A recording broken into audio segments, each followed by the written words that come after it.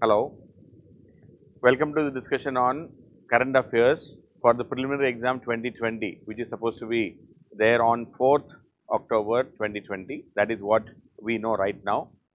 But again, because of the pandemic, as all of us know, we may not be, I mean, nobody can say for surety that this will happen or this will not happen. So, we do not know about that, but otherwise we have to prepare. As of today, we should be preparing for this 4th October 2020, no change in that. Now, having said all these things, the idea behind this kind of a class is to have not only a current affairs roundup, we are also thinking in terms of whatever we think it is important, whatever we think it can be asked in the exam, and especially this year.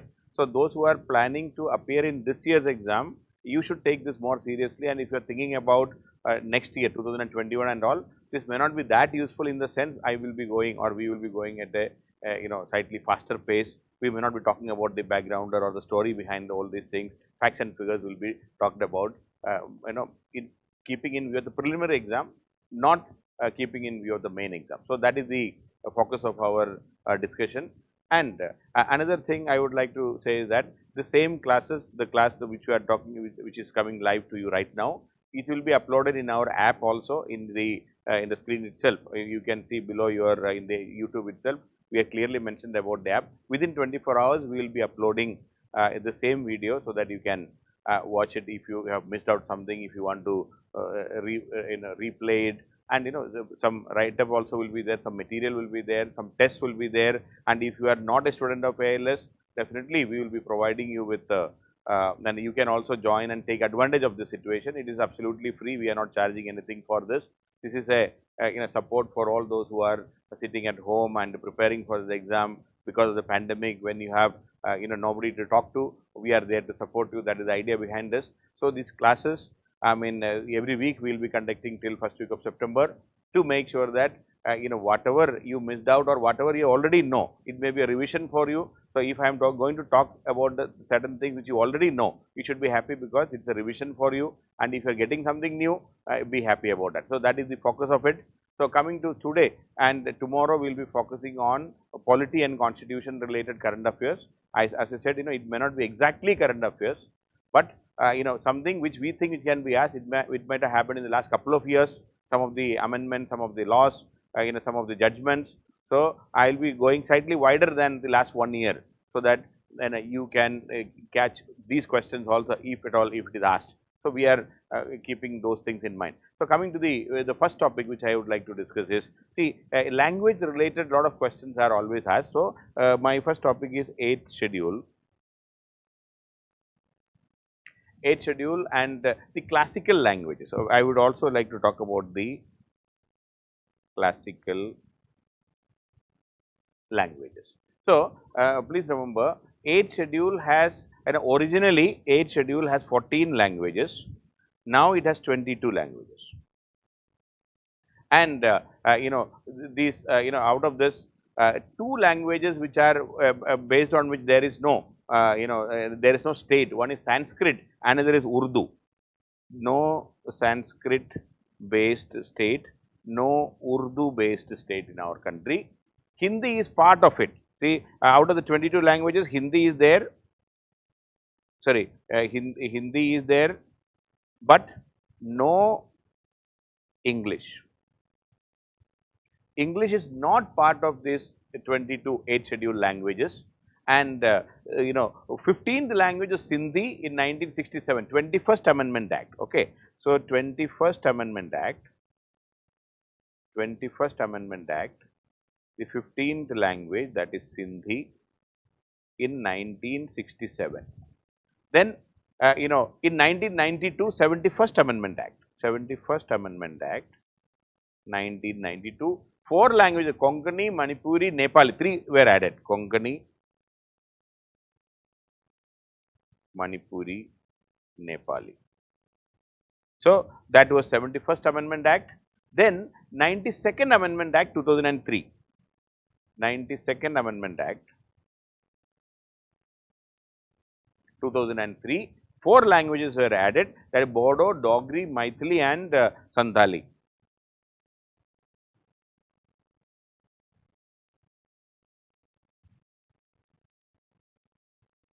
Santhali. So, these are the 22 languages, and all these languages are spoken by more than when at least 1 million population, that is what generally it is said.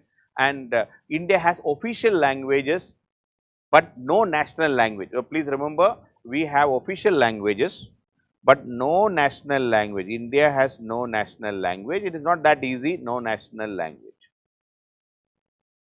So, Hindi is the official language of the central government of India, and English as a provisional official sub language. What is English? Provisional official sub language. That is what you should be knowing about this. I mean, as far as the English is concerned, English is a provisional official sub language. And 346, Article 340 of the Indian Constitution recognizes Hindi in the Devanagari script as the official language. So, Article 346, don't forget, Article 346 recognizes Hindi as in Devanagari script as the official language of the central government of India. Okay, and we have broad languages. 75% of the population speak Indo-Aryan language, Indo-Aryan family. 75% of the population of the country. Another 20% speak Dravidian language. Dravidian, another 20%. That is what the two language. Then we have another two. What is Austro-Asiatic family? Austro-Asiatic family and Tibeto-Burman family. So, these are the four language families in India, and we have 114 languages which are spoken by at least 10,000 people, 114 languages it seems, and the government. Now, 2-3 things I would, one is called the classical language. It is not mentioned in the constitution, no mention about classical language in the Indian constitution. So, let me just talk about the classical languages. Now, let me talk about classical languages. So, no mention about classical languages in the constitution. In 2004, for the first time, Tamil was declared as a classical language. Then in 2005, Sanskrit was declared as a classical language. Then what is, there are 6 classical languages right now. Then Kannada in 2008, Kannada in 2008, then Telugu in 2008, Telugu in 2008, Malayalam in 2013,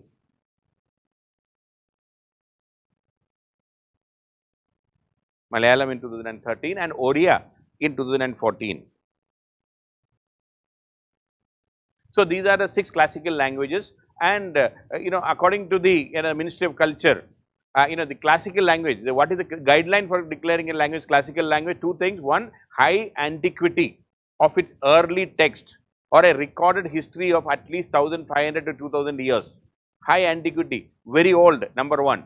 A body of ancient literature texts which are considered a valuable heritage by the generations of speakers. So, ancient literature should be there, text should be there, and an antiquity of its early texts, maybe 1500, 2000 years of history. Then literary tradition, be original and not borrowed from another speech community. A traditional, a proper literary tradition. A literary tradition be original and not borrowed from another community or another speech community, and it should be distinct from this classical language and literature being distinct from modern, and there may be also discontinuity between the classical language and the later form. So, there should be a distinct classification in the old Tamil and the new Tamil, or the classical language and literature should be distinct from the present day language we spoke. So, 6 classical languages are there, heritage, but otherwise not much to talk about. The Tamil and Sanskrit are, we can say, among the 6 of them, if you say really, if you speak, only 2 of them are real classical, that is Tamil and Sanskrit. Others are all having, there is mix up of other language. So, original, there is no mixing. Tamil has no mixing up of Sanskrit and Sanskrit has no mixing up of Tamil. So, they are the real classical language. Originally, it were there. That is the mother languages of India, we can say. but others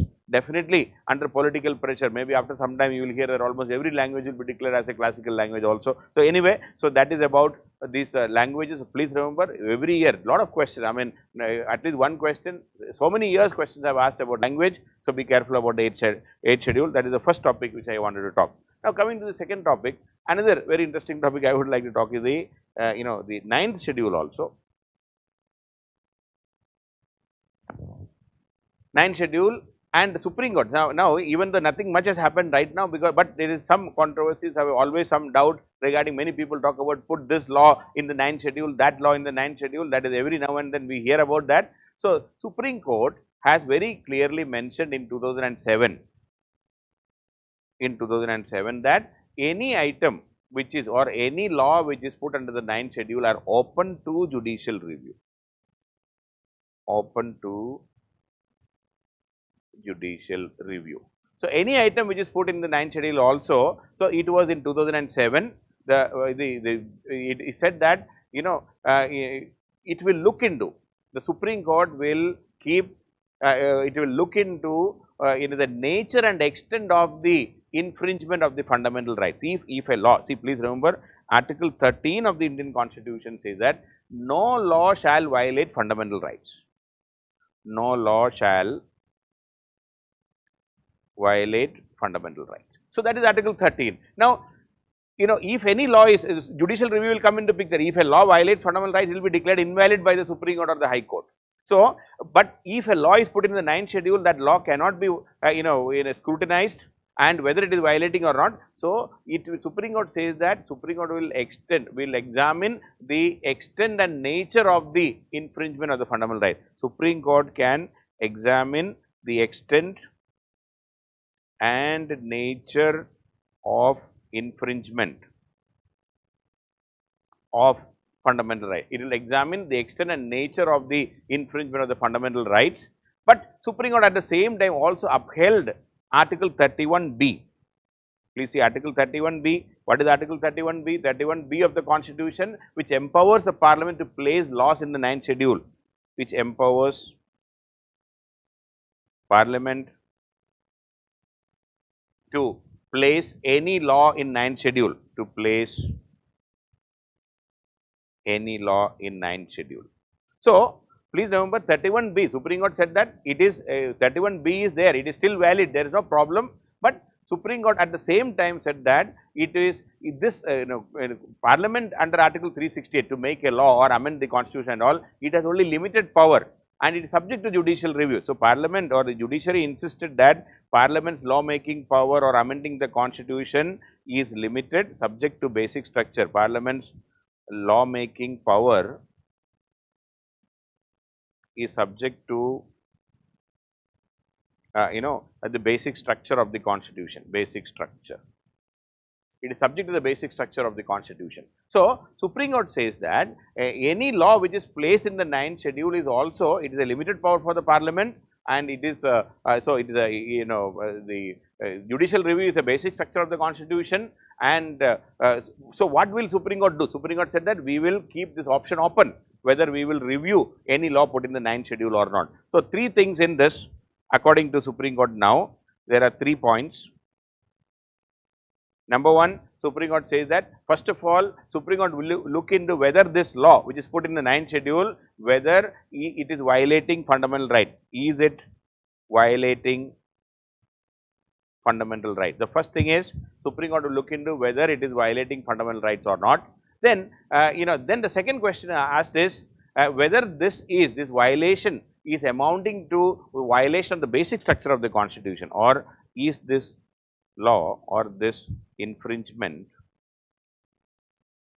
amounting to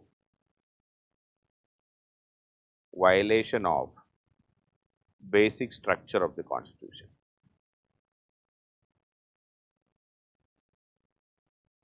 Supreme Court has very clearly said, Supreme Court will look into, is this infringement amounting to violation of the basic structure of the Constitution, number 2.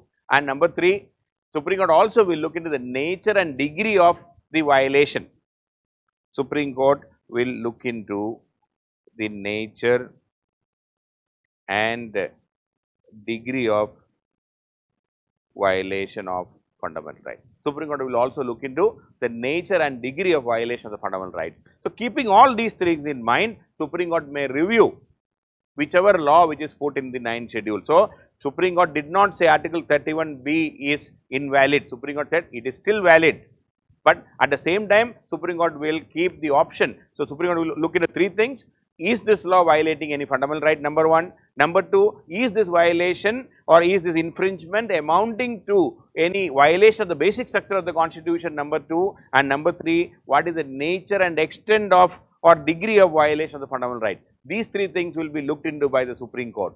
And accordingly, Supreme Court may give relief even if an item is put in the 9th schedule. Hundreds of laws we have put under the 9th schedule, okay, already, including the 69% reservation for in Tamil Nadu. So, it has been put in the 9th schedule. So, many laws, more than hundreds of laws have been put in the 9th schedule. So, Supreme Court is saying that it will keep the option open as far as the the right or fundamental rights, as far as the judiciary's right to review any law placed in the 9th schedule also. So, that is about the 9th schedule. So, 9th schedule is sometimes it's important. So, 9th schedule is still there. Supreme Court has said it is valid, but only thing is that Supreme Court is keeping the option open. And Supreme Court also said, just last point I would like to add here is, Supreme Court said any law which is put before 1973, any law which was put before 1973, before the Keshwan Bharati case, that will not be scrutinized.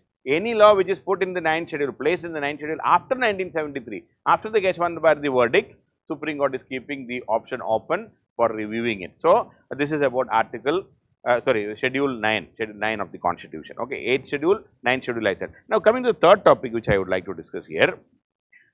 Now, coming to the preamble, I would like to talk a couple of things. Okay, all of us know about preamble, but still, let me just add. One is, as you know very well, 42nd Amendment Act, 1976, we added secular, socialist, secular, and also the word integrity. 3 words were added, and no word is deleted till now. We added 3 words into our preamble, and lot of debate. Even recently also you might have heard about somebody has gone to the Supreme Court saying that this socialist and secular word should be removed from the preamble. That is why I am picking up this issue once again. And in 1973, in the Keshwan Bharati case itself, Supreme Court said that preamble is a part of the Constitution, and Article 368, the amendability of the Constitution, the amending power of the Constitution. Using that amending power, the Parliament can amend, including our preamble, but preamble cannot be used, cannot be directly implemented. That is the only thing Supreme Court has said at that time. Okay, and so sovereign, socialist, secular, democratic republic, India, and that's what the preamble says, and providing justice, liberty, equality, and fraternity. Now, in this liberty, now because liberty is very dangerous in India these days. So, when you talk about liberty, very clearly mentioned 3 things: liberty of thought, expression, belief, faith, and worship. What is mentioned in the preamble? Liberty of thought, expression, belief, thought, expression, belief, faith, and worship.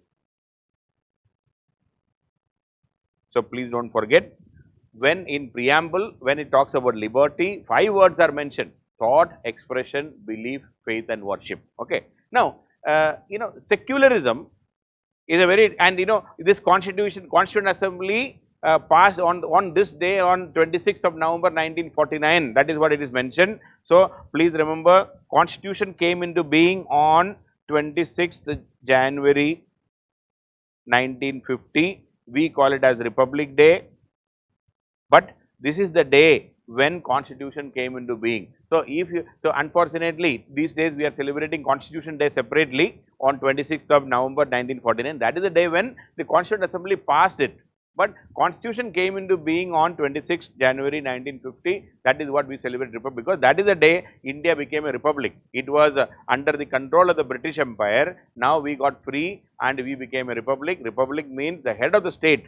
The head of the state, the president of India, the elected leader. That is the meaning of republic. That is what is happening. Now, secular, please remember, secular means, how do you prove that India is secular? there are Article 25 to 28 as far as the religion part is concerned. Then Article 14 we talk about all are equal before law. Article 15 says no discrimination only on the basis of religion.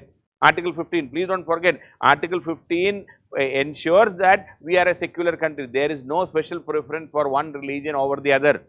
It is said that the Article 15, no citizen can be discriminated only on the basis of caste, race, religion, sex, place of birth. 5 things are mentioned in that. Religion is clearly mentioned. So 16 again, in employment there cannot be any discrimination only on the basis of religion again. In Article 16 there is mentioned, Article 15, Article 14, then Article 25 to 28, all of them will ensure that there is, India is a secular country, and most importantly, when we say secular, India has no state religion. Please don't forget, is the secularism's bottom line is no state religion, and in the state, India will not interfere in religious matters, and religion will not be allowed to interfere in the state matters. The state will not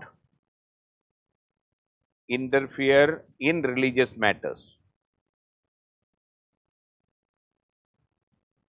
and religion will not be allowed to interfere in the state matters. Religion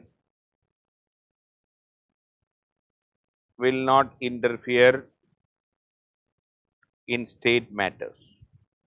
So that is the bottom line, and religion is a private affair. It's an activity of an individual. That is what we want to believe.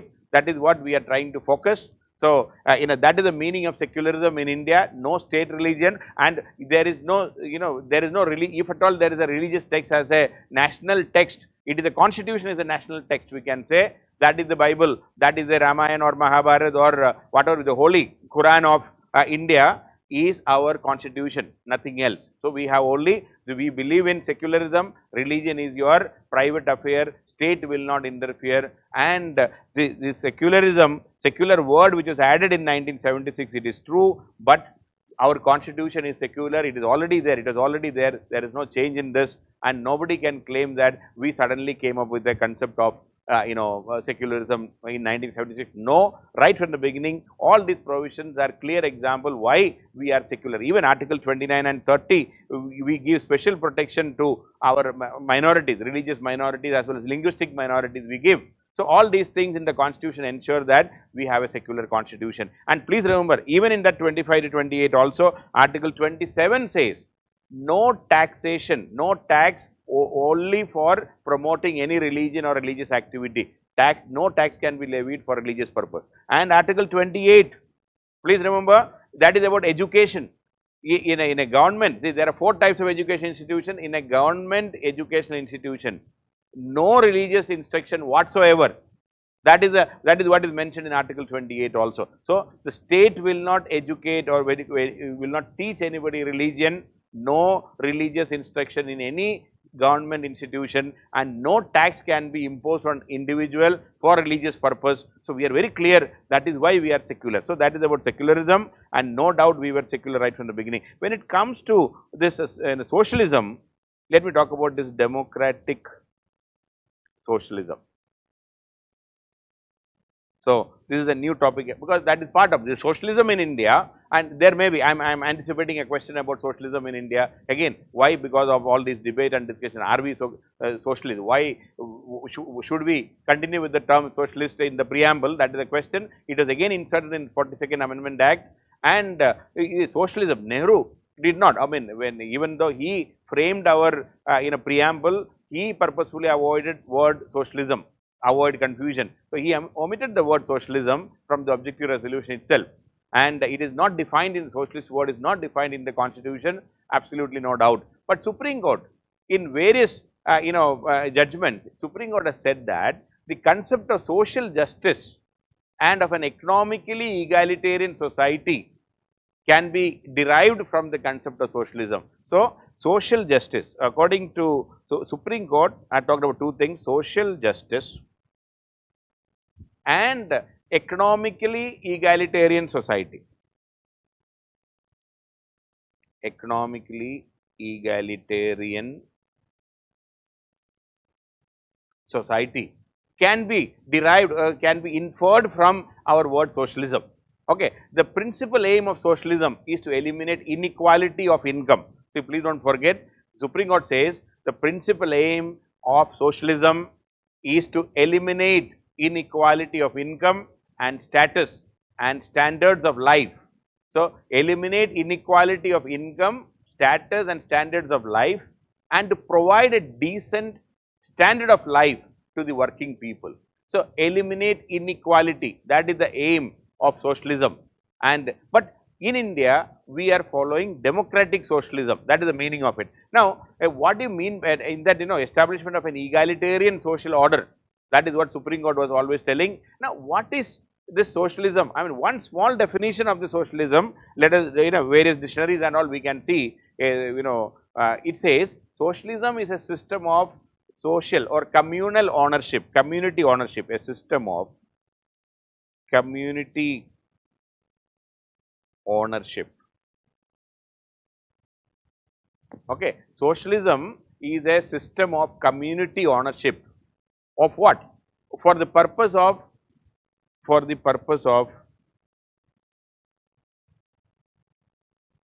community ownership, for the purpose of distribution of income, wealth and opportunity, purpose of distribution of income, wealth, opportunity, income, wealth,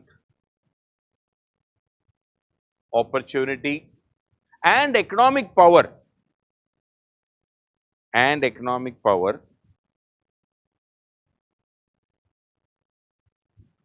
as equal as possible, as equal as possible, as equal as possible. So, what are we talking about socialism? Socialism is a system of community ownership for the purpose, for what? For the purpose of distribution of income, wealth, opportunity and economic power as equal as possible.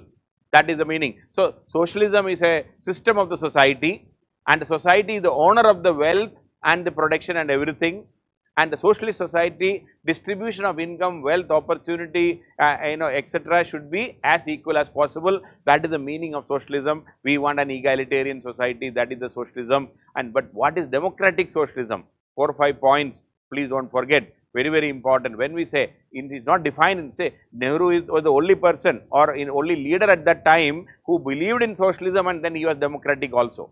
And so, in democratic socialism, a couple of points I would like to add, please do not forget. Democratic, if you are given in preliminary 3-4 statements, we should be using it. Democratic socialism. Number 1, it is devoted to democratic political system. It believed in democracy, strong belief in democracy, strong belief in democracy. Number 2, it fully supports individual liberty. Just see, India is a democratic socialism with fundamental rights, full support to individual rights, full support to individual rights. And please remember, in a socialistic country like USSR or China and all, no freedom of speech, no individual right, nothing was there, the full support to individual right. Then, third is, full support to the rule of law. Law is supreme, nobody is above law, not even the communist members are above law. Everybody, the ruling party, a prime minister, president, everybody is, under the law.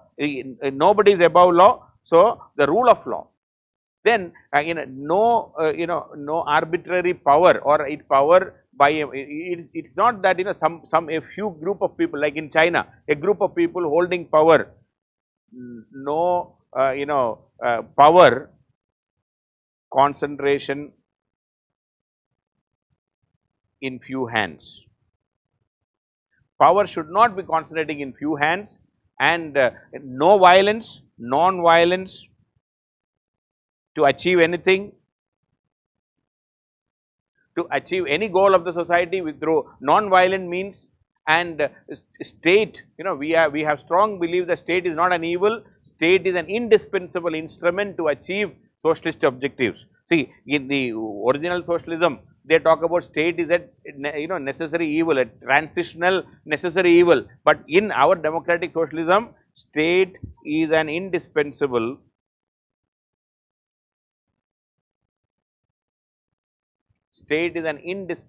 instrument to achieve the socialistic objectives. To achieve the socialistic objectives. So, state is an indispensable instrument to achieve the socialistic objectives. Okay. So, state has a role to play, and it is not calling for total nationalization. Our democratic socialism, mixed economy. We believe in mixed economy. We are not nationalizing everything, and there is no struggle. Violent class struggle is not there. We want justice. We want equality. We want liberty. That is what we are looking forward in democratic socialism. So, India democratic socialism, and it is different from democracy. We have strong faith in democracy, and at the same time we want to reach an egalitarian society. It is a unique experiment tried by our Indian constitution, and Nehru was in the forefront, no doubt regarding that. So, the socialism and the entire directive principle is meant. So, we have mixed economy, and we have strong faith in democracy, we have strong faith in individual rights, but at the same time we want to achieve that economic equality. That is the aim of the democratic socialism. So, that is another topic. There can be a question, what is this democratic socialism all about? 4 options can be there, or 2-3 statements can be there. So, be prepared, and I have given 5-6 points. I am sure using this you will be able to answer the question. Now, coming to another topic. Now, let me talk about the Citizenship Amendment Act. We all know, but I am just it will not take more than 5 minutes from my side, because you know so much about Citizenship Amendment Act. We have seen so many problems we have seen, and finally this Citizenship Amendment Act was passed in 2019. And one thing is, we are giving we are illegal migrants. What is the issue? We are providing, we want to provide citizenship to illegal migrants. Okay, citizenship to illegal migrants, but who belong to particular religion. So, 6 religions are identified, who are Hindus, Sikhs, Buddhists, then Jains, Parsis, and Christians. So, 6 religions identified: Hindu, Sikh, Buddhist, Jain, Parsi, and Christians, but no Muslim. That is the whole controversy is that. Okay, no Muslim, and from 3 countries only. Illegal migrants from Afghanistan, Bangladesh, and Pakistan. Afghanistan and Pakistan. Okay, Afghanistan, Bangladesh, and Pakistan are eligible for citizenship. That is the first controversy. And then this illegal migrant, they have also said that. And who is an illegal migrant? So, this is the issue. So, it is citizenship to illegal migrants.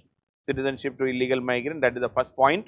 Now, the second point is the second controversial issue. So, since India is a democratic state, we cannot give, we cannot distinguish people based on religion when they, whether inside the state also, even when we are giving citizenship also, we should not be distinguishing. That is the simple logic we talk about. Then, who is an illegal migrant? That is the illegal migrant.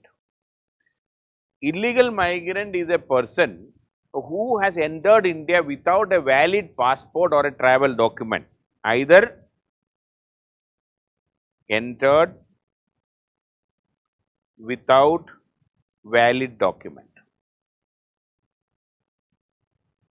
Okay. An illegal migrant is a person who entered India without valid document or passport, or who stayed beyond the permitted time. So, one is either or, stayed beyond the time permitted. Okay. So, these are the 2 categories of illegal migrants, and normally if a person, if a migrant comes to India legally, if they come, and other than that those who are eligible for through registration. Now, we are talking about these people, had they been in a normal migrant, they would have been registering or entering becoming a citizen through naturalization. Naturalization. They should have got citizenship through naturalization, and for naturalization, any person who enter India, they would have stayed for 12 years. They can claim citizenship, they can apply for citizenship only after they enter India for 12 years. But in this case, we are giving a concession, we are saying after 6 years. They can apply for 6 years. See, number one, only those who are legal migrants, they can apply after 12 years. Illegal migrants, they will be arrested and sent to jail or they will be deported.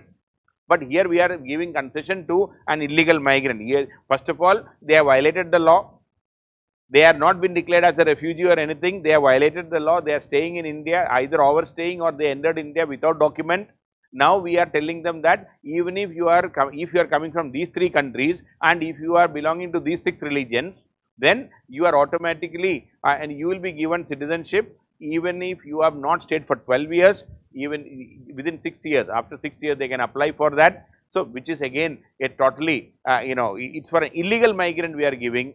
So, that is what another controversy which we are saying. And a third issue in the Citizenship Amendment Act is that it says that if an OCI, overseas citizen of India, if an OCI has, if a person, OCI can lose citizenship or rather OCI status.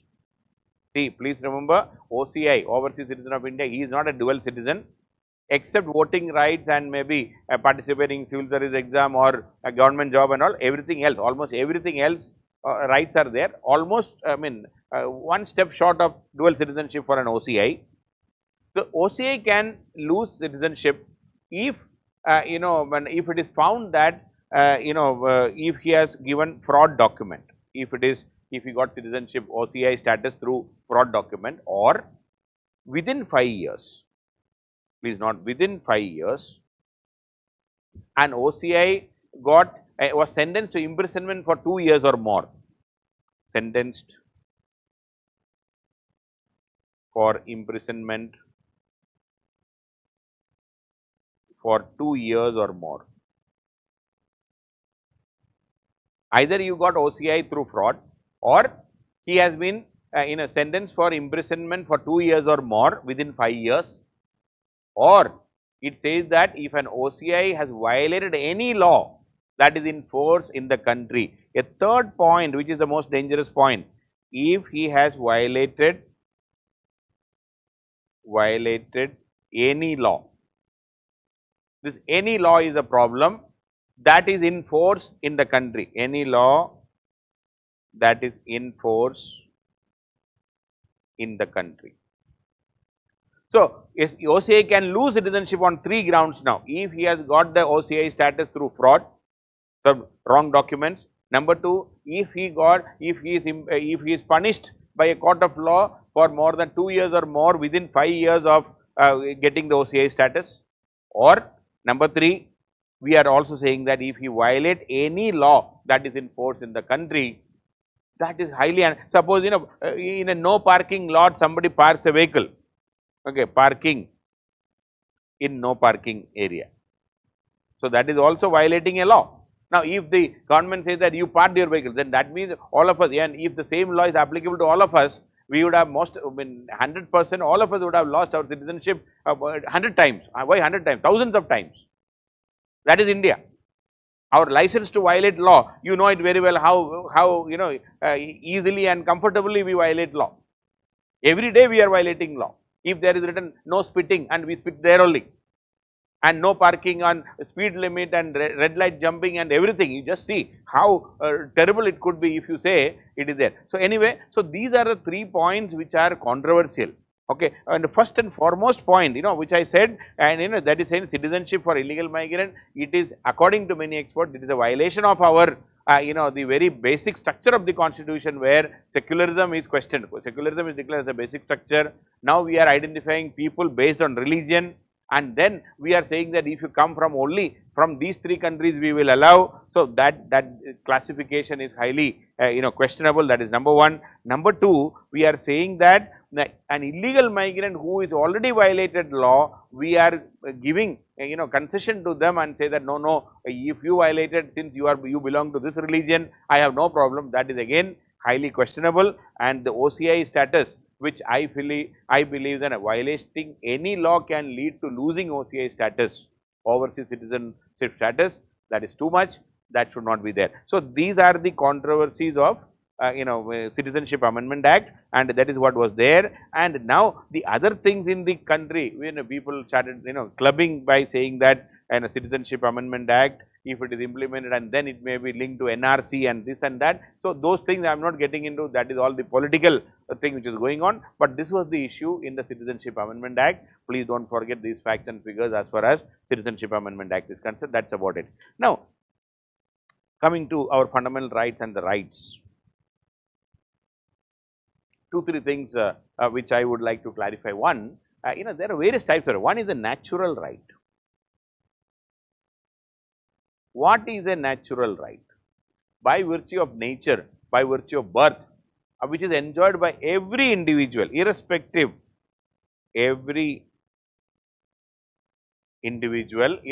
of their nationality. This is by virtue of birth. So, the concept of natural right is a view that every human being enjoys a complete and exclusive dominion over his or her mental and bodily facilities. So, every individual enjoys complete and exclusive dominion, complete and exclusive dominion over his or her mental and bodily facilities, over his or her mental and bodily facilities. Okay. So, the central to the concept of natural right is the view that every human being enjoys a complete and exclusive dominion over his or her mental and bodily facilities and the fruits thereof in the form of personal property. It is a personal property. So, natural right by virtue of nature. So, a natural right, according to the naturalized theory, a conception of private ownership. Our body, our mind is our private affair. Nobody can violate that. Okay, that is the meaning of it. So, it is a private ownership on our body and mind. Okay, so that is a natural right, and this both, in fact, this is inalienable and I will say imprescriptible, or in the sense that any attempt to renounce or extinguish that right, our right on our body and mind, is inalienable and imprescriptible. That is the meaning. Okay, that means the personhood is any violation of our personhood as person, my body and mind. Any violation on our right on our body and mind is a violation of our natural right. That is the meaning of it. Okay, but when it comes, but my main concern is civil rights. See, these days lot of discussion and talks about the civil rights. Even the Untouchability Offences Act 1955 was reworked, and now it has been renamed as Civil Rights Protection Act 1976. Untouchability Offences Act was changed to Civil Rights Protection Act. But what do you mean by civil rights? Civil rights are the rights enjoyed by citizens of a country, and which is, it may be different from country to country, but rights enjoyed by the citizen. But most importantly, and it is a set of rights that are designed to protect individual from unfair treatment, to protect individuals from unfair treatment.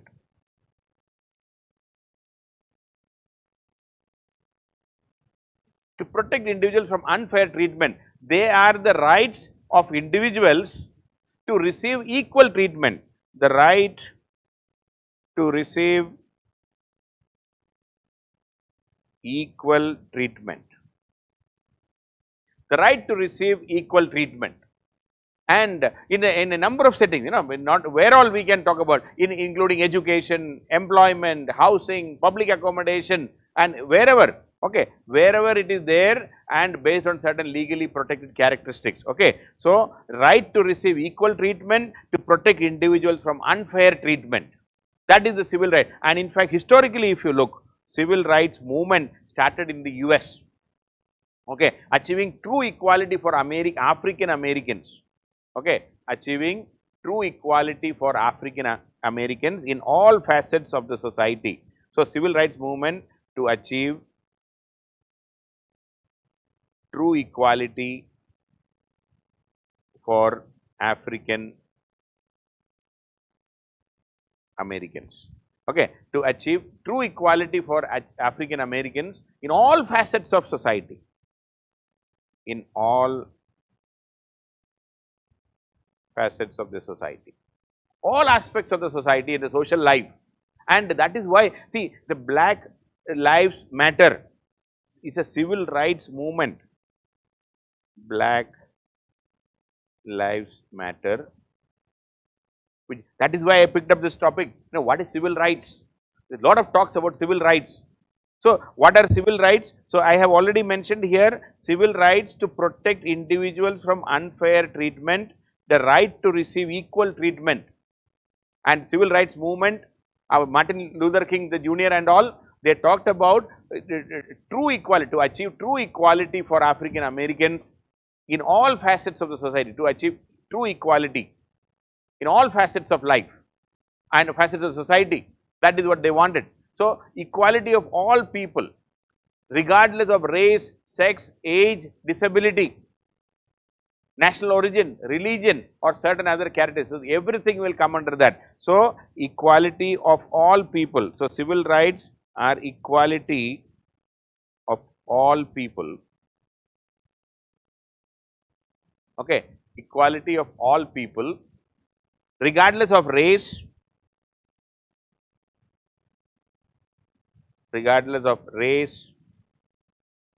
sex, age,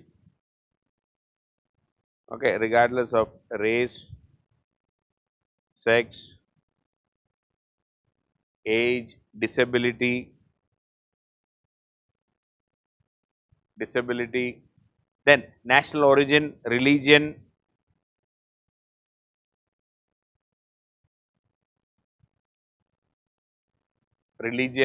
or or any of these other characteristics. Okay. So, that is where we are talking about civil rights movement in US. Now, the Black Lives Matter is nothing but a civil rights movement going on to achieve equality for African Americans in all facets. So, even in India, civil rights word has come in 1976. Till then, please remember, in Article 17, abolition of untouchability, and then the Untouchability Offences Act 1955 was passed. But please remember, in 1976, it was Civil Rights Protection Act. Civil Rights Protection Act. So, civil rights, to achieve true equality, civil rights protection, to ensure that every individual, whether it is a scheduled caste, scheduled tribe, OBC, minority, anyone, irrespective of their age, sex, place of birth, the right to have equal right to achieve true equality for every citizen. That is why even in India we have Civil Rights Protection Act, but in US the civil rights movement started, and especially this Martin Luther King Jr. and all were the epitome of that and a struggle for equality there in US.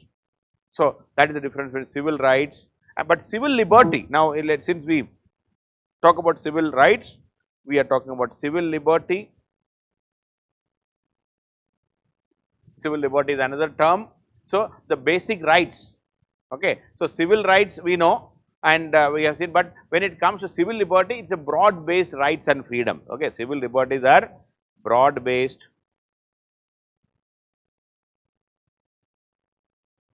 rights and freedom, okay, that are guaranteed at the federal level by the constitution. So, normally civil liberty, the broad based rights and freedoms guaranteed by the fundamental rights or the constitution That is what the civil, including right to vote, or maybe the free speech, right to privacy, so many things. Okay, so that is civil liberty. That is a broad-based rights and freedoms which are guaranteed by the Constitution, whether it is a or by the law. Okay, that is the meaning of civil liberty. But statutory rights, now another by statutory right.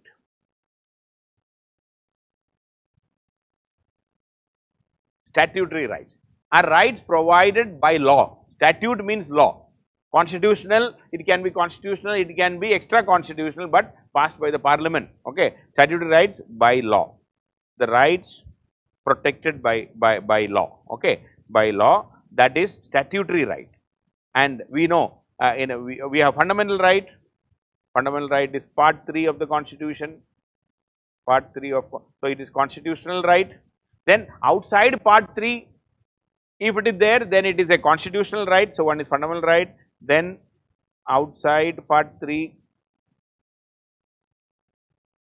it is constitutional right. Then we have statutory right,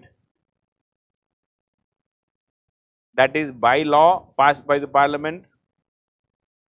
By law, passed by the parliament. Okay, by law, statutory right. Then we have civil right, natural right, human right. Okay, so all this, please make sure that there is, the difference. Okay, so I talked about civil rights, the right to be equal. Okay, no discrimination whatsoever. So that is the civil rights we talked about, and many of them are, the civil rights are incorporated in our fundamental right. Please don't worry. Okay, it is already incorporated in our fundamental right. Now coming to human rights. Okay, so another very important aspect is human right. 2-3 points I would like to talk about human rights. I don't want to elaborate on that. These are inherent to all human beings. Inherent to all, irrespective of nationality. Irrespective of nationality or place of residence. Irrespective of nationality or place of residence or sex, or ethnic origin, color, religion, everything, irrespective of your nationality, place of residence, sex, your ethnic origin, color, religion, language, or any other status, that the rights by virtue of you being a human being, that is the meaning of human rights. And we have seen during the before the Second World War, during Second World War, lot of events have taken place. Millions of people were killed in the name of various aspects of our race. We know the racial discrimination was there, and finally in 1948, please remember 1948, representatives from 50 countries participated our Universal Declaration of Human Rights, and the person who was in the forefront under the guidance of that Eleanor Roosevelt.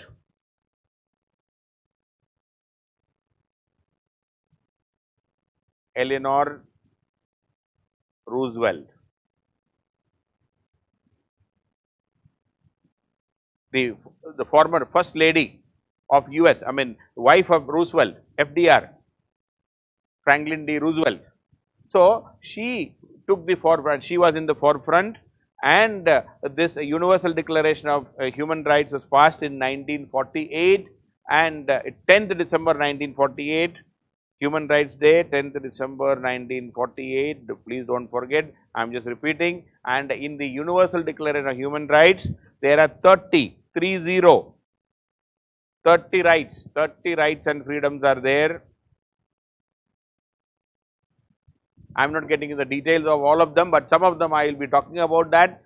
And today, when we talk about in the pandemic time, this human rights are the big casualty, we know it very well. So it says that all human beings are free and equal, regardless of color, creed, or religion. All human beings are free and equal, regardless of color, creed, or religion. Regardless of color, creed, or religion. So that is one thing. and it said that human rights have certain key qualities. I mean, 2-3 things you don't forget. Human rights are universal, they belong to every single person. 3 very important points about human rights, please don't forget, they are universal. Then they are inalienable.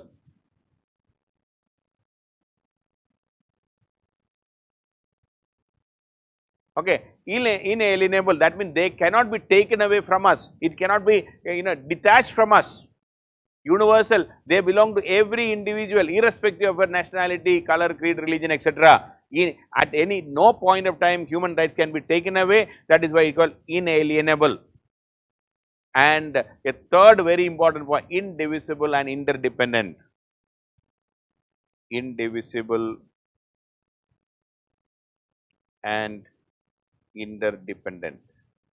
So, you know it, but still I am repeating. So, human rights are universal, they are inalienable, they cannot be taken away from us, and it is indivisible and interdependent. Government should not be able to pick and choose from these rights.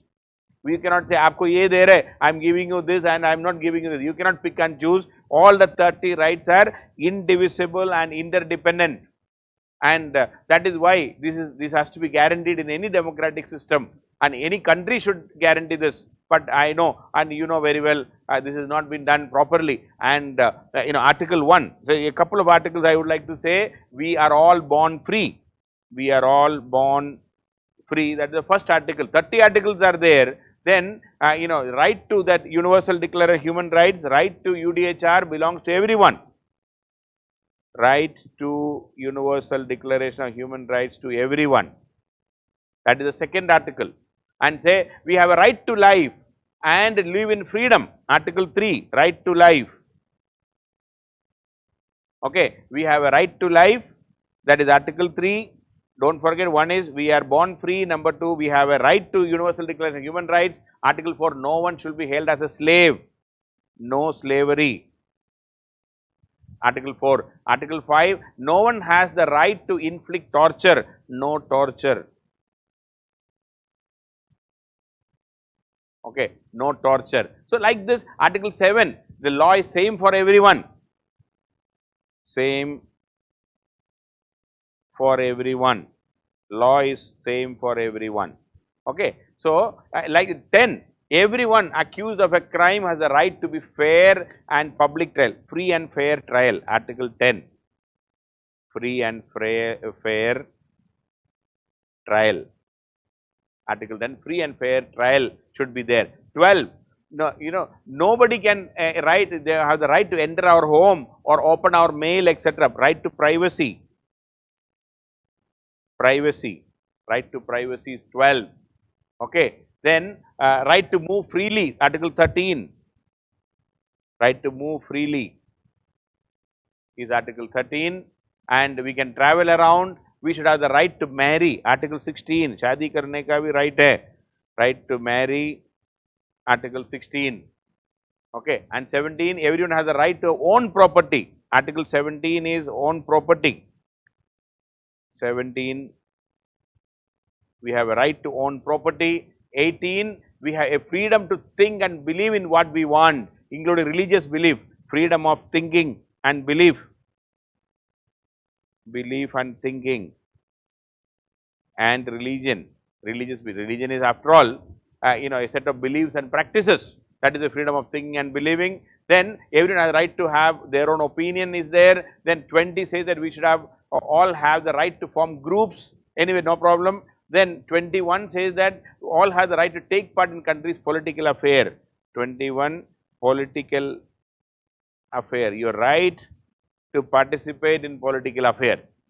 Okay. Then Article 24, we right to have even leisure, rest. I am not getting into that. Then 25 talks about right to have enough food, clothing, housing, healthcare, etc. Okay. 25, right to have food, clothing, then housing, healthcare, etc. That is Article 25. Then 26, right to education.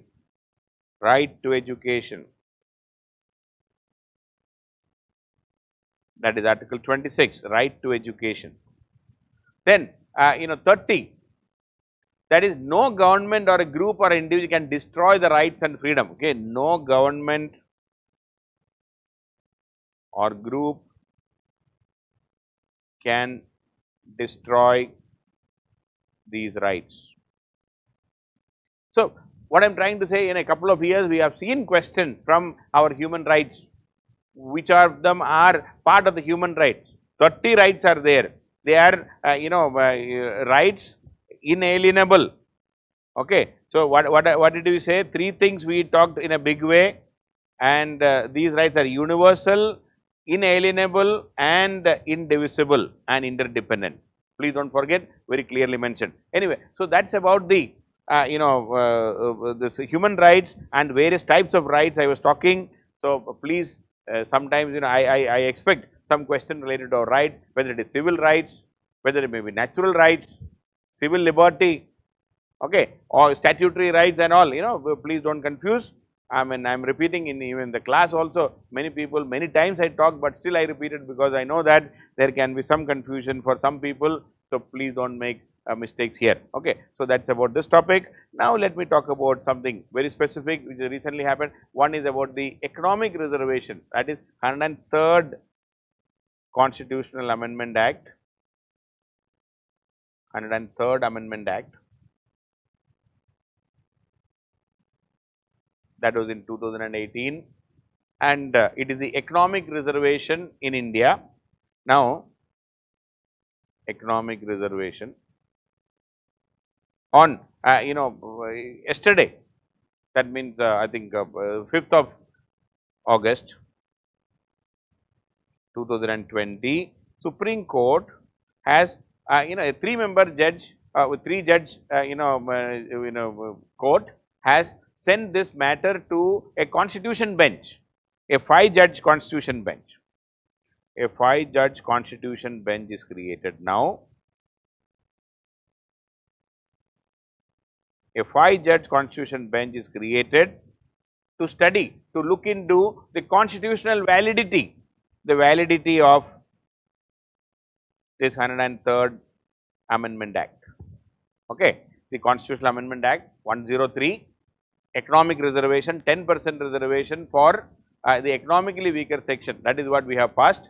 So, it has been the reservation jobs as well as in Article 15 and 16 has been amended. So, we have inserted Article 15(6) and Article 16(6). Article 15(6), and this is for economically weaker section from the upper caste. Economically weaker sections from upper caste. Okay. So, this is going to be that 10% additional reservation over and above the existing reservation. So, it is over and above the existing reservation. Already OBC 27, scheduled caste 15%, scheduled tribe 7.5%. Now, we have got economically weaker section 10%.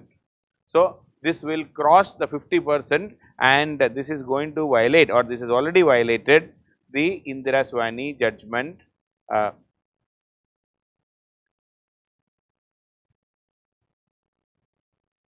Indira Swani judgment, where Supreme Court said that the reservation, the upper limit of reservation can be 50%.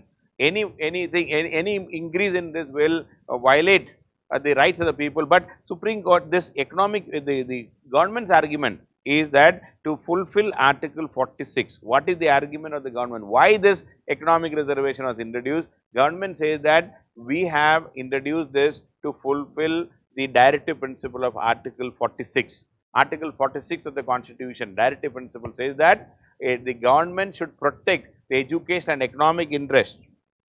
The state should protect the educational and economic interests. Educational and economic interests of the weaker sections of the society. So, weaker section. So, this weaker section includes the economically weaker section of the forward caste. That is what the government argument is. Okay. So, article 15 then so it is to fulfill article 46, because it says the state shall protect the education and economic interests of the weaker section. Weaker section includes the economically weaker section among the forward caste. That is the government argument. This is what is questioned in the court right now. Now, article 15(5), two things, 15(6) says that the economically weaker section for admission educational institutions, including private education institutions, aided or unaided and all, other than the minor. Please note, this is in all government plus private, but other than minority educational institutions. Those institutions which come under the definition of article 30, under article 30, which is mentioned under article 31, those institutions are excluded, and it can provide reservation up to 10% reservation. Okay, this is 10% reservation in article 15(6) says that. Then 16(6) also we have added 16(6) where in employment 16(6) in a public employment there can be reservation up to 10%, in public employment. Okay, whether it is state or the central government or state government or public sector, so there can be up to 10%, maximum 10% can be given. And for this the 10% reservation, just one more point, who is that economically weaker section? The Supreme Court, the Parliament, or rather in the law, that Constitutional Amendment Act, it talks about an economically backward class. Okay, this EBC, economically backward class, according to the government, all those, now it is very clear this 15(6) and 16(6) are applicable only those who are not enjoying any benefit under OBC, SC or ST. Please note. Okay, it is very clearly mentioned. This economically weaker section is applicable only those who are other than OBC, SC and ST. That means this economically backward section class is exclusive, not the entire economically backward class, only some of them. Those who are not getting any benefit, those who are not part of the OBC, scheduled caste, scheduled tribe, such people are will come under the EBC. Please note. And 15(5) and 6 were added, and annual income less than 8 lakh. The condition put is very interesting. Annual income less than 8 lakh. Then agricultural land less than 5 hectares. 5 hectares is a huge. Obviously, all those are agricultural land less than 5 hectares, and a residential house smaller than 1000 square feet. If you have a house, the house should be less than 1000 square feet area house. And if there is a residential plot, then it is less than 109 square yards in a municipality, or 200. Okay, so 109 and 209 square yards in municipality and in villages, 109 square yard or 209 square yard in a non-municipal area. Now, see, the point is, this is how an economically weaker section among the forward class is decided, and 10%. So, the reservation has reached 60% already. So, whether it is constitutionally valid, Indira Swani case, it has to overrule. Now that is why the constitutional bench has been created. That is number one. So, 60%. First of all, this Constitutional Amendment Act, 103rd Amendment Act, is violating the Indira Swani judgment. It may be violating the basic structure accordingly, that because it is reaching 60%. Number two, then it is against the very spirit of our affirmative action which are going on. It is adequate representation of backward classes in service. See, the purpose of reservation was adequate representation of backward classes in service. See, now already the forward class, see, if you look at some of the data, most of the upper position, some of the joint secretary level onwards, the officers and all, more than 90%, but 95% are occupied by the upper caste already, the general category. no OBC, no scheduled caste, no scheduled tribe there. Now, if the reservation introduced to ensure adequate representation of the backward classes, now already this general category is more than adequately represented, more than 90% occupied in most of the higher level posts. So, the very purpose of this reservation, mere poverty cannot be a test of backwardness. If I am poor, that does not mean I am in a backward community. Mere poverty cannot be a test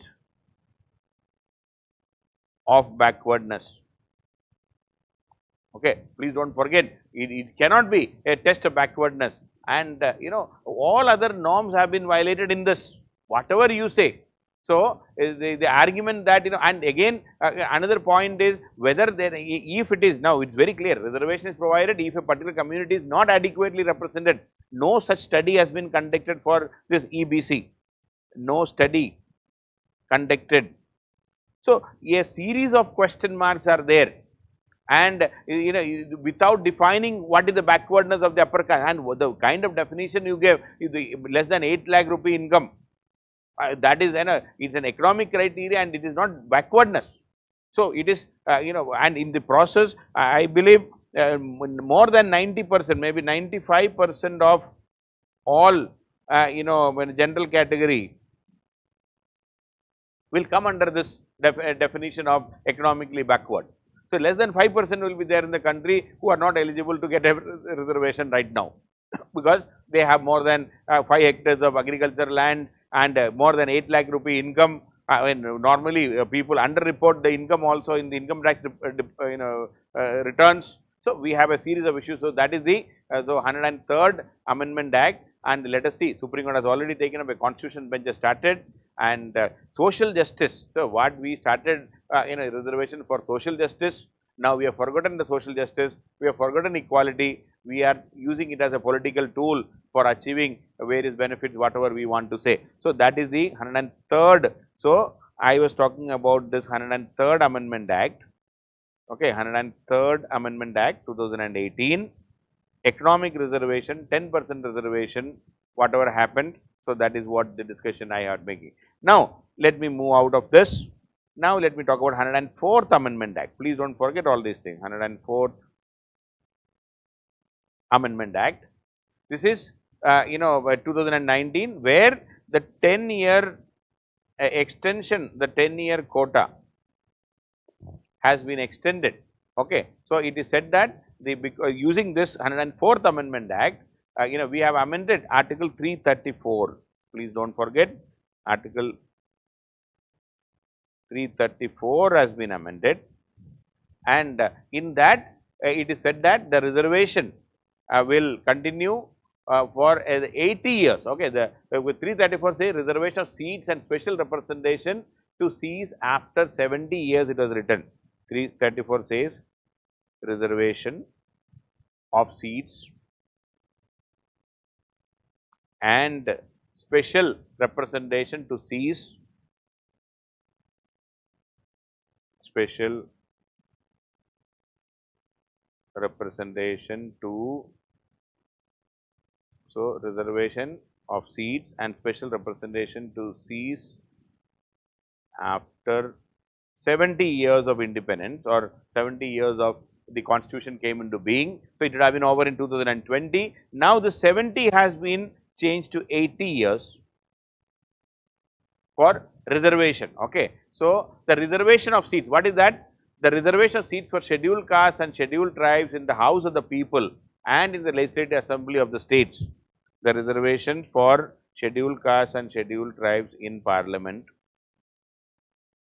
and in state legislative assemblies of the states have been extended for another 10 years. That means it will cease after 80 years, I mean in 2030. So, that is what the, as far as the Article 334, the 104th Amendment Act, which was passed last year.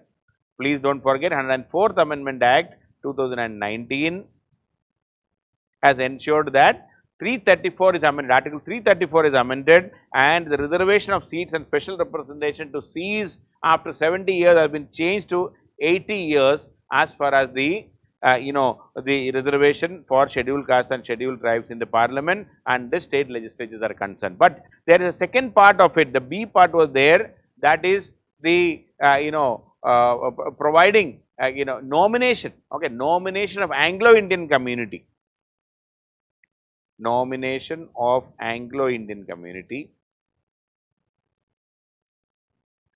That has not been extended, that will cease after 70 years. Okay. So, for the nomination of the Anglo-Indian committee, it continues to say that it will cease after 70 years. So, that means no more extension for Anglo-Indian community. I am not getting into the detail. So, please do not forget 104th Amendment Act 2019 to Article 334 was amended, whereby the reservation of scheduled caste or rather the quota for scheduled caste and scheduled tribe members in the parliament and state legislatures has been extended by another 10 years. It will cease after 80 years of the constitution, that means in 2030. It will be extended at that time. But Anglo-Indian community extension has been stopped now. No more representation after 2020. The government logic is too less people and all, but unfortunate that even if it is less. So, I have only one argument about that also. Even if there are only 10 people, 20 people in a democracy, it is not the number which matters. Every individual is important. Even the last person, even if there is only one person from the Anglo-Indian community in India, they should be represented or their voice should be heard, then only we become a true democracy. But unfortunately, the meaning is totally different. Okay. So, right now all these democracy means majority view, quite unfortunate, that is the mindset. That mindset is in the leadership, we can't help. So, that is why the Anglo-Indian representation has been taken away. So, nothing, there is nobody to speak on behalf of the Anglo-Indian community and no protest, nothing, because there are too lesser people and I am sure they will not be, where will they protest? Even if they protest, what will happen? Nobody will hear with 130 crore people and these people, these Anglo-Indians, a few hundred or few thousand people who are left in the country and they lost out. So, that is how we are ignoring the rights of small communities, and if we ignore, continue to ignore, that is will be the end of our true democracy. Otherwise, in the name of democracy, some people, some majority, some majoritarianism, if it is practiced, that is quite bad. Okay. Anyway, so that is about the 104th Amendment Act. So, please do not forget. So, it has been extended, our reservation in the assembly and the parliament has been extended. Now, another topic which I would like to talk, let me now talk about the idea or the issue of reservation in promotion. In the last couple of years, couple of months, we can say, Supreme Court has said 1, 2, 3 things. Supreme Court one said that it is not mandatory for the government to give reservation in promotion. First of all, Supreme Court said it is not mandatory to give reservation in promotion. And also, Supreme Court recently in the NEET exam case, Supreme Court even said that reservation is not a fundamental right. Okay, it is a concession by the government. Reservation is not a fundamental right. It is only a concession by the government. So, this has actually created some some confusion. It has created some ill will. So, because reservation is not a fundamental right, it is not mandatory to give reservation in promotion. Not mandatory to give reservation in promotion. These are the two arguments gave by the Supreme Court recently, which is a bit naturally it has raised question mark, and the people are a bit worried. Okay, especially the scheduled caste, scheduled tribe, OBC communities. As far as the reservation in promotion is concerned, till now what is followed right now is the 2006 judgment, the Nagaraj case. Nagaraj judgment is considered to be the golden rule, or that is the last judgment, the unanimous judgment. 5 judge in a constitution bench gave this verdict, and it was said that at that time to provide reservation in promotion, 3 things said by the Nagaraj judgment. three vital requirements.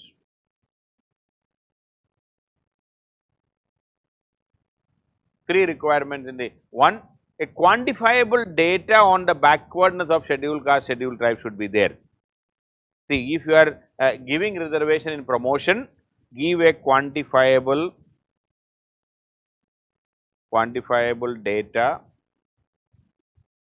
on the backwardness of scheduled castes and scheduled tribes. On the backwardness of scheduled castes and scheduled tribes, number one. Number two, the facts about their inadequate representation in government jobs. So, first of all, you please tell that there you come with a quantifiable data say they are still backward, that is number one. Number two, facts about the inadequate representation. Facts about inadequate representation in government jobs and in the higher jobs, wherever it is, when they are given the promotion, reservation promotion, facts about inadequate representation in government. And number three, you please also ensure that the overall administrative efficiency is not affected. The overall administrative efficiency is not affected. So, this is what in the Nagaraj judgment it was said, and you please those who are not very comfortable in this, you please look into Article 16 4A and 4B. Okay, 16 4A and 4B. Okay, please look into that. It is very clearly mentioned about the reservation in promotion, and reservation in promotion comes here. Okay, so and please remember this reservation in promotion is applicable only for scheduled caste and scheduled tribe, not for OBC. And Nagaraj judgment, we always hear three things. Nagaraj judgment said, Supreme Court said that it is not mandatory to give reservation. Sorry, that is recently it is said, and reservation is not a fundamental right. These are two things Supreme Court said. And then about three requirements for reservation promotion. One, quantifiable data on the backwardness of scheduled castes and scheduled tribes in general. Number two, facts about inadequate representation of these communities in wherever we are giving reservation. Suppose you are giving a promotion to become a joint secretary or secretary level post, you please come up with quantifiable data saying that yes, they are inadequately represented at that level. And number three, when you do this, you please ensure that overall administrative efficiency is ensured before providing quota in promotion to members of this community. So, three things were said, and that is why it is called since 2006, reservation in promotion has not been implemented. It has not been. So, at least 2-3 lakh posts are waiting, or other promotion. People are waiting for promotion, but that promotion is not given because the government is not able to. And even though Supreme Court in this recent judgment, Supreme Court said that no need for bringing quantifiable data. Even if quantifiable data is not there, you can. But the problem is, Supreme Court said that it is not mandatory. Supreme Court's argument is, it is not mandatory to give reservation in promotion, and reservation is not a fundamental right. This is the position taken by the. So, this is something Supreme Court is changing from what they were taking the position. Now, things are altogether different. Now, I think there has to be now this constitution bench which has been created a couple of days before for looking into the 10% economic reservation. They may look into this aspect also. Let us hope they may be clubbing all these things, and I think there is a high time for Supreme Court to come with a larger bench and come up with some judgment very clearly, so that this clarity can be there about all these things. So, that is about this reservation promotion and the Nagaraj judgment. You please see, and two things about reservation. One is it is not mandatory. Supreme Court says it is not mandatory to give reservation promotion, and number two, reservation is not a fundamental right. These two things have been said recently. So, you be careful, and I already talked about the Nagaraj judgment. Now, let me move into another topic. Okay, that is just for clarity. After 101, sorry, 100 Constitution 101, 101st Amendment Act, this has actually created GST. Okay, this is the GST bill or the GST Act, the Goods and Service Act. Okay, please don't forget 101st Amendment Act of the Amendment of the Constitution of India. This is the this amendment introduced National Goods and Services Tax GST, and it was from 1st July 2017. So even today, we are struggling with this implementation. Lot of issues were there. So that is how Goods and Service Tax came up, and 3 articles were created. I mean, just for your information, please don't forget Article 246A. Please don't forget Article 246A. That is the Parliament. It said that the Parliament has the power to make law with respect to goods and service tax imposed. Okay, so it introduced a goods and service tax. Article 246A talks about notwithstanding anything contained in Article 246 and 254 and all, Parliament and the state legislatures have the power to make law with respect to goods and service tax imposed by the union and the state. So, the 246A talks about the creation of goods and service tax. Then Article 269A, please don't forget Article 269A was created, that is goods and services on supplies in the course of interstate trade or commerce. So, GST, goods and service tax for interstate trade and commerce, GST for interstate trade and commerce.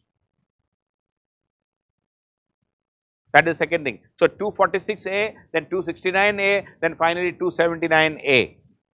So, 3 articles were inserted.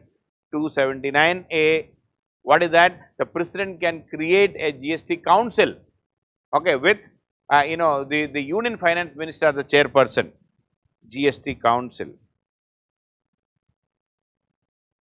The President can create a GST council with Union Finance Minister as the chairperson and the Union Minister of State in charge of revenue or finance as the member, the Minister of State for revenue as a member, and then all the one member each, the minister in charge of finance in a state, minister in charge for finance from the states. These are the members, okay, minister in charge for, they are the members, and recommend. Now, the Goods and Service Tax Council will make recommendation to the, to the Parliament, and the Parliament will pass it, okay. So, it can make the goods and the recommendation will be made by the GST Council. That is the point they are making. And then, one more point I would like to add is, every decision of the Goods and Service, the Council, the GST Council, the decision. Now, this is what you don't forget, maybe a question can be expected here. Every decision of the GST Council can be taken a meeting by a majority of not less than 3/4 of the weighted votes, not less than 3/4 of the weighted votes, not less than 3/4. Okay, so if 100 total weightage is 100, 75% should come, 3/4 of the weighted votes with the of the members present and voting, weighted votes of the members present and voting. Okay, please don't forget, any decision can be taken if 3/4 of the weighted votes of the members present and voting in accordance. And then one more point, that is one, then the vote of the central government, the central government's weightage, the central government has a weightage of 1/3 votes, okay, 1/3 of the total votes. If finance minister says yes, union finance minister, the chairperson says yes, it is 1/3. So, already 33% of the vote is casted in favor of that. So, please remember, then the rest 2/3, okay, the rest 2/3 of the votes are with the state governments. Okay, the rest 2/3 of the votes of the total votes cast are in the for the state government. The rest 2/3 belongs to the state governments.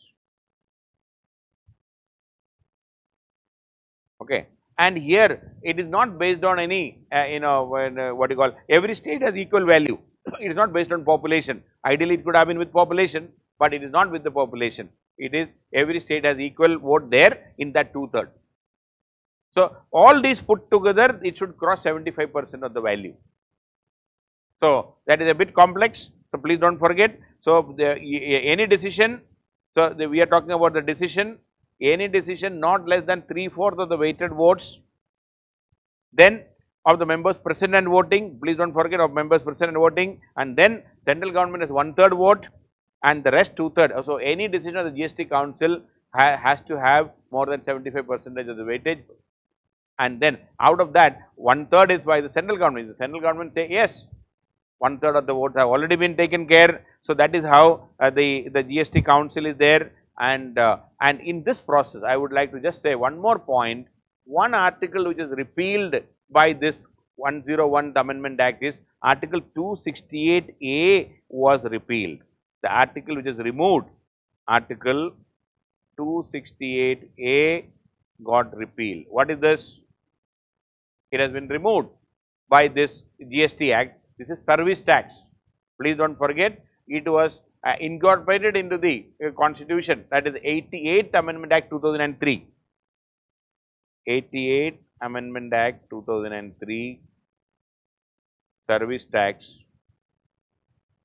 The service tax have been abolished. Now, we are all of us are in the what you call GST. Okay. So, the service tax, instead of service tax, it is a GST now. So, 268A has been removed, that is the bottom line, and 3 articles were added. I already talked about the 3 articles. So, that is the 101th Amendment Act. So, please, and the decision making, how the decision making is done. So, please be careful and do not make any mistake here. Now, coming to 102nd Constitutional Amendment Act. 102nd Amendment Act. What is that? That was in 2018. 103rd I already said, and then 4th I said.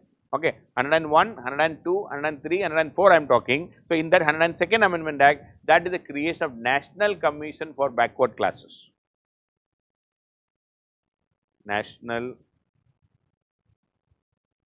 Commission for Backward Classes.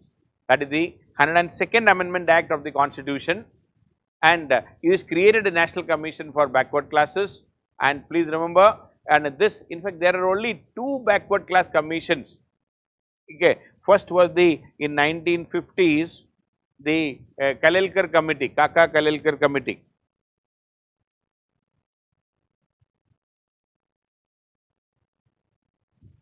And in 1970s, it is the BP Mandal, 2 backward class commissions in India.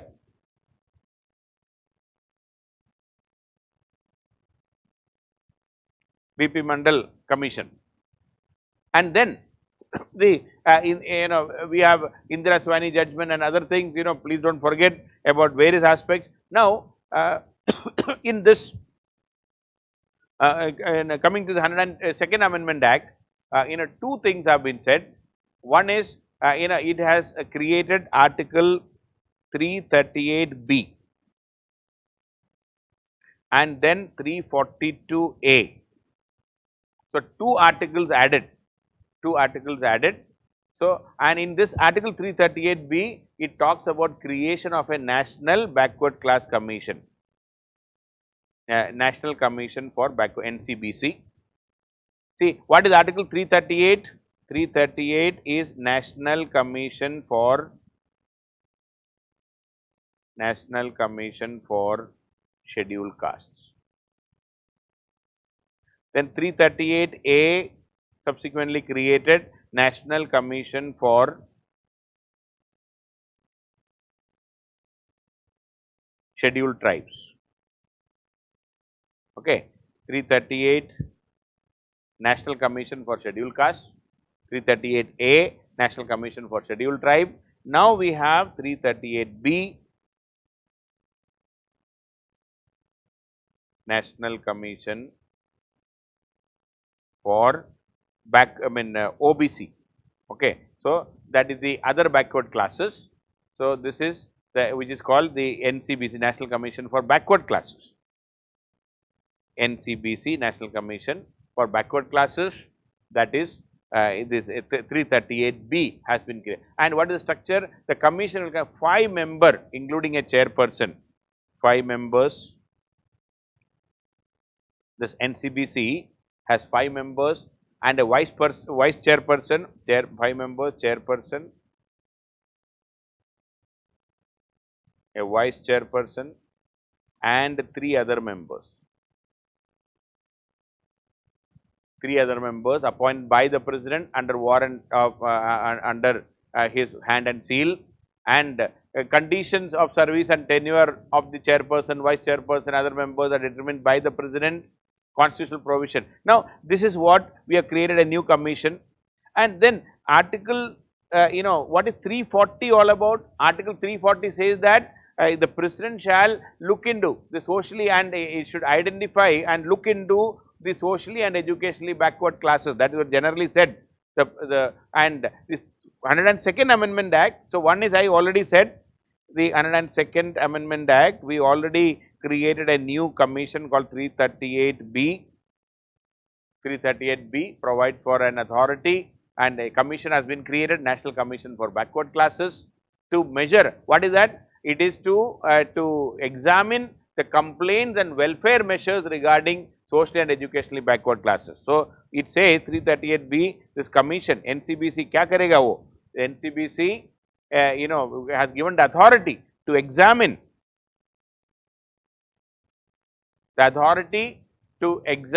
complaints and welfare measures, to examine complaints and welfare measures, regarding socially and educationally backward classes, regarding socially and educationally backward classes. Okay, regarding socially and educationally backward classes. So, that is they have the constitutional power given to look into the complaints as well as the welfare measures regarding the social and educational backward classes. And see, please remember 342A has been created. Now, before that, what is 342?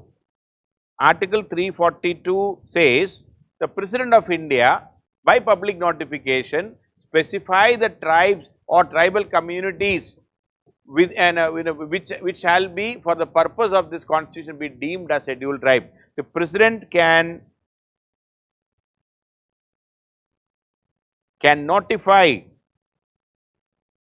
the tribes or the tribal communities which can be deemed as scheduled tribes, to be deemed as scheduled tribes. So, President can notify, Article 342 says that President can notify the tribes that shall be deemed to be scheduled tribes in relation to the union and the states, that is the case may be. So, and Parliament also, it says 342 also says, the 342 says Parliament by law include a list of and include a community. Okay, Parliament by law include in or exclude from the list of scheduled tribe a specific community. Parliament may by law include or exclude a community. Okay, Parliament may by law include or exclude a community from the list. That is Article 342(2). So, 342(1) says the President can notify the tribe deemed to be scheduled tribe, and Parliament may by law include or exclude a particular person. So, only through parliamentary law you can include or exclude a person or a group or a community, a tribe from the ST list, scheduled tribe list. So, that is what Article 342 says. Now, we have 342A. Please see Article 342A. 342A says same thing, socially and educationally backward class. Now, 342 is for scheduled tribe, 342A is for socially and educationally backward classes. Socially and educationally backward classes. Here also same thing. President may, by with respect to any state or union territory or a state, after consultation with the governor, can publicly notify socially and educationally backward class. So, president can notify the same thing. The president can notify socially and economically backward classes. So, the OBC community can be notified by the President of India. So, notify an OBC other backward class community, the social and educational backward community can be notified. And number 2, most importantly, same thing in backward in the article 342A, Parliament can include or exclude a community. Parliament can include or exclude a community. So, the most important thing which has happened right now is with this amendment, with this constitutional amendment, the NCBC, now only Parliament can do, it's by law only a community can be included, it cannot be through an executive order. President will notify and it can be done only through a parliamentary procedure. Parliament by law may by law include in or exclude from the central list of socially and educationally backward classes specified in a notification issued under the clause 1. So, only Parliament can do. So, then only the President of India will be notifying it. So, that has it has made a constitutional power has been given for the OBC status. Okay. So, earlier scheduled castes and scheduled tribes were constitutionally protected or rather accepted. Now, this other backward classes also has got the constitutional sanctity by creating a NCBC, the National Commission for Backward Classes by 338B and also 342A. The President of India will notify the community and Parliament only can include or exclude a community from the backward class list. So, that is a big change, that is the 102nd Amendment Act where the National Commission for Backward Classes have been created. So, that is all for today from my side. So, when we will have a break, then after 20 minutes, Manish will be starting his version of the constitution and polity, current affairs. So, 2-3 things let me just remind you, those who are watching this, those who are our students, the same class will be uploaded within 24 hours in our portal and which is clearly mentioned, it is given there. So, please ensure that you can watch it again. I did not pick up many questions or rather I did not pick up any question because I know that too many unnecessary questions or will not solve the problem. We need facts and figures. It is for that way it is a fast class, that is why I did not want to take up questions, and please forgive me if you had some even genuine questions I could not answer because of I had a set number of topics to be covered. So, unfortunately, I could not do that. Okay, please forgive me about that. And all these will be in our app. If you are a student, not a student of ALS, you can download our app and you can also watch. You can also get some material and also our tests. We will help you in getting through. Our aim is you getting through. Please participate. Please utilize us and our students. Please don't forget our formula is same. No change in that. Please concentrate on NCERT. Whatever you read, underlined, you please revise it. Our material you please revise. Participate in the test. Take more tests, more practice, and more revision. And don't give up. Now almost 2 months time. If you work hard even now without giving up, 12 hours, 13 hours, 14 hours, whatever be there. Don't worry about the exam date or rather don't think about whether it will be postponed and all. Don't think at all. Please prepare. If it gets postponed, we will handle at that time. But right now, your focus, you should get through. And just to remind you, more than 170 people got through from our ALS and in this, the result which came a couple of days before, and you see, you can be one among them and we will give you maximum support even after the preliminary exam. We have lot of support, answer writing practice will be there, we will be taking up important questions which can come in the exam. We will be announcing all those things shortly. Please utilize, but first make sure that you are clearing preliminary without any hitch, without any hiccup. Okay, that should be your task. So, after 20 minutes, now it is already 3:15. So, we will start our class from 3:40. 3:40, the next session Manish will be taking. For the time being, have a break. Thank you.